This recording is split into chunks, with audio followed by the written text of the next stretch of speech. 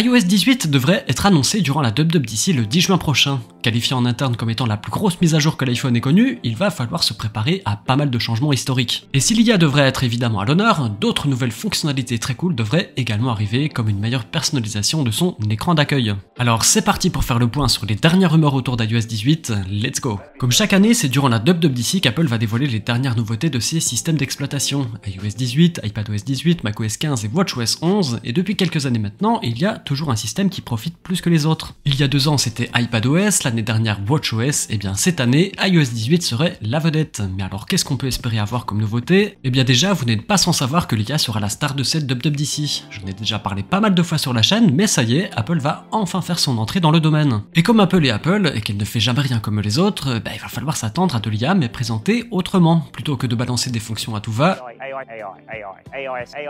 elle va plutôt se concentrer sur de l'IA utile au quotidien pour l'utilisateur, tout en étant transparente à l'usage. Il ne faut donc pas s'attendre à un équivalent bête et méchant de ChatGPT designed by Apple in California, enfin pas exactement vous allez voir, puisque celui qui va le plus profiter des nouveautés IA sera très certainement Siri. Revu de A à Z, ce nouveau Siri n'aura plus rien à voir avec l'ancien, il sera plus conversationnel, ce qui veut dire qu'on pourra en gros lui parler comme si l'on parlait à un humain. C'est fou. Il saura répondre à absolument tout en prenant en compte vos rappels ou votre agenda si besoin pour mieux vous assister. Il devrait aussi avoir une toute nouvelle voix bien plus naturelle, sûrement dans la même veine que celle qu'OpenAI a présentée avec GPT-4o, qui sait retranscrire des émotions comme le rire.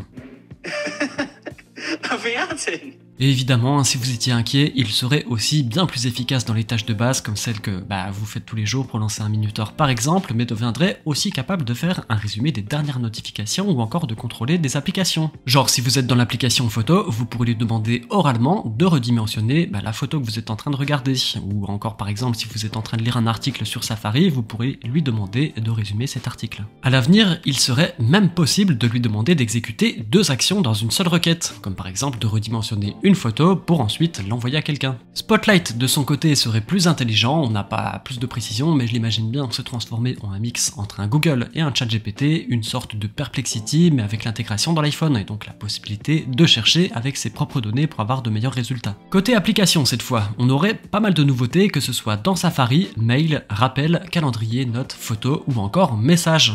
Pour messages, puisqu'on en parle, le premier exemple que je peux vous offrir est celui d'une fonction qui va absolument tout changer, puisqu'en plus de ces quelques nouveaux emojis qui arriveront avec iOS 18, il sera possible d'en générer des personnalisés en fonction de ce que vous écrivez. De l'aide à la rédaction devrait également faire son apparition, de l'autocomplétion encore plus intelligente que ce qu'on peut déjà avoir actuellement, même si pour l'instant c'est arrivé avec iOS 17 et c'est toujours pas dispo en dehors des États-Unis. Évidemment ce sera valable sur message, mais également sur toutes les apps de prise de notes comme Mail ou Notes. Si vous êtes un grand utilisateur des effets iMessage sur le fond de vos conversations ou sur les bulles bleues, sachez qu'il y en aurait des nouveaux qui apparaîtraient avec iOS 18.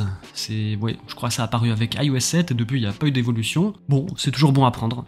Et autre nouveauté confirmée pour le coup, celle de l'arrivée du RCS, le successeur du SMS qui permet de discuter avec des utilisateurs Android en ayant les mêmes fonctions à peu près que celles de message, comme voir si la personne est actuellement en train de répondre, ou avoir le fameux lu, ou encore l'envoi de photos en bonne qualité, etc., plein de trucs cool. Safari accueillerait en plus grosse nouveauté un assistant de navigation. Qu'est-ce qui se cache là derrière, vous allez me demander? Du peu qu'on sait à l'heure actuelle, Apple intégrerait plusieurs fonctions dedans comme Intelligent Search, pour résumer des pages web, bien pratique si on veut faire des synthèses d'articles par exemple. Ensuite, un peu comme sur une photo, il serait possible d'effacer du contenu sur une page grâce à une gomme magique, pour imaginons enlever des pubs en surnombre ou des blocs récurrents inutiles. Safari garderait même en mémoire ce que vous avez gommé pour ne plus jamais les afficher si vous revisitez le site en question.